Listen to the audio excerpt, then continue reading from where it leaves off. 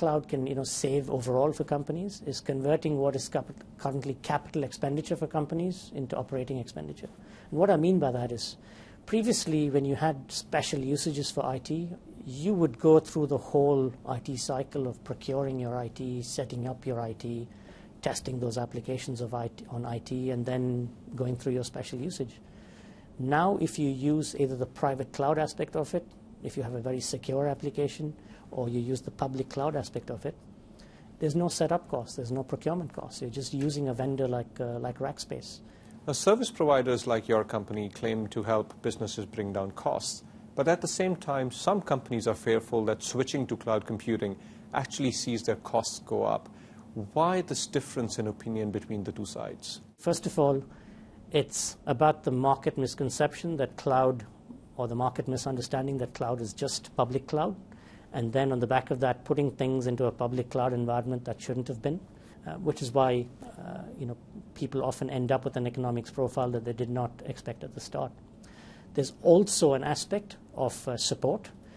More often than not, on the public cloud side, people are left to their own devices when they go on to say, if you want to figure out what cloud is, here's a self-help manual, or here's a PDF document, or here's a URL where you can go and figure this out for yourself. What about data security?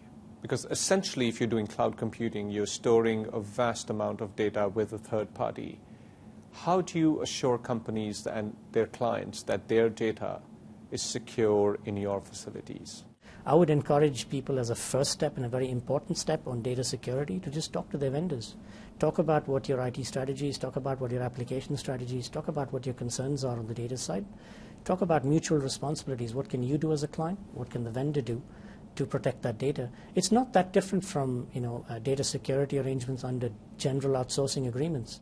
We've had instances in recent weeks where companies have been asked by authorities in the US to share user data with them.